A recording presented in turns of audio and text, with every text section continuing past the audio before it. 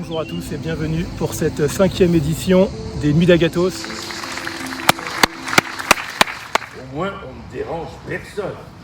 Mais ceux qui veulent tout faire, ceux qui ont le dévouement pénible, comme on dit, qui s'occupent de tout, sans qu'on leur demande quoi que ce soit, n'est-ce pas pire encore? Ainsi, je me rappelle que dans un chemin montant, sablonneux, malaisé, et de tous les côtés au soleil exposé, 6 forts chevaux tiraient un coche. Femmes, moines, vieillards, tout était descendu. L'attelage suait, soufflait, était rendu. Une mouche survient, et des chevaux s'approchent, prétend les animer par son bourdonnement, pique l'un, pique l'autre, et pense à tout moment qu'elle fait avancer la machine. S'assied sur le timon, sur le nez du cocher, aussitôt que le char chemine et qu'elle voit les gens marcher, elle s'en attribue uniquement la gloire. Va, vient, fait l'empresser, il semble que ce soit un sergent de bataille, allons, à chacun droit, faire avancer les gens et hâter la victoire. La mouche, en ce commun besoin, se plaint qu'elle agit seule, et qu'elle a tout le soin, qu'aucun n'aide aux chevaux à se tirer d'affaire. Le moine disait son bréviaire, il prenait bien son temps. Une femme chantait, vous voyez, c'était bien une chanson, qu'alors il s'agissait. Dame Mouche va chanter à leur oreille et fait 100 sottises pareilles. Après bien du travail, le coche arrive au haut. Respirons.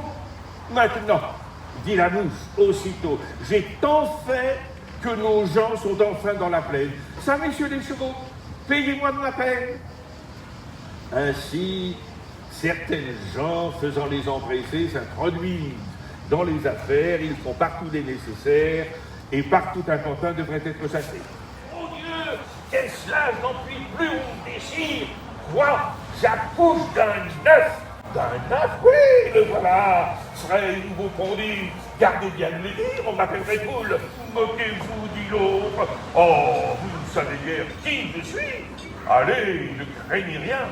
La femme du pondeur se retourne chez elle. L'autre grille déjà de compter la nouvelle. Elle va la répondre en plus de 10 endroits. Au lieu d'un œuf, elle en dit 3. Et c'est pas encore tout. Car une autre commère en dit 4. Et raconte à l'oreille le fait, précaution plus nécessaire, ce n'était plus un secret. Bref, comme le nombre 2, grâce à la renommée de bouche en bouche allait croissant, à la fin de la journée, il se montait à plus d'un 100.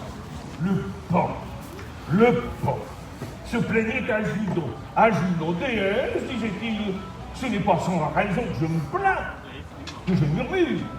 Le chant que vous avez fait donc déplaît à toute la nature. L'ormeil, Sacron, le nôtre et bien sûr la fontaine. Alors à ce propos, faisons juste un bref retour en arrière. Nous avions laissé tout à l'heure notre héros à Château-Thierry, tout juste marié de 26 ans, récent avocat et bientôt nouveau maître des eaux et forêts. Mais notre homme, désœuvré, s'ennuie profondément. Aussi repart-il vite pour Paris, pour la capitale, où il va se consacrer à sa passion initiale, l'écriture. Car il eut des femmes en foule. Le plus terrible des enfants que le Nord eût porté jusque-là dans ses flancs. L'arbre tient bon, le roseau plie, le vent redouble ses efforts et fait si bien qu'il déracine. Celui de qui la tête au ciel était voisine et dont les pieds touchaient à l'empire des morts. En Vatel, création de la comédie Baleine Molière, Les Fâcheux, mais devant tant de splendeur et de richesse étalée, Louis XIV est furieux. Oh, Néni, m'y voici donc, point du tout. M'y voilà, vous n'en approchez point. La chétive pécore s'enfla si bien qu'elle creva. Je me dévouerai donc s'il le faut, mais je pense qu'il est bon que chacun s'accuse, ainsi que moi, car on doit souhaiter, selon toute justice, que le plus coupable périsse. Et quant au berger, on peut dire qu'il était digne de tous les maux, étant de ces gens-là qui, sur les animaux, se font un seul chimérique empire. Ainsi, dit le renard, et flatteur d'applaudir. On nous a trop approfondir du tigre ni de l'ours, ni des autres puissances, les moins pardonnables offenses. Tous les gens querelleurs, jusqu'au simple matin, étaient, dire de chacun, étaient de petits saints.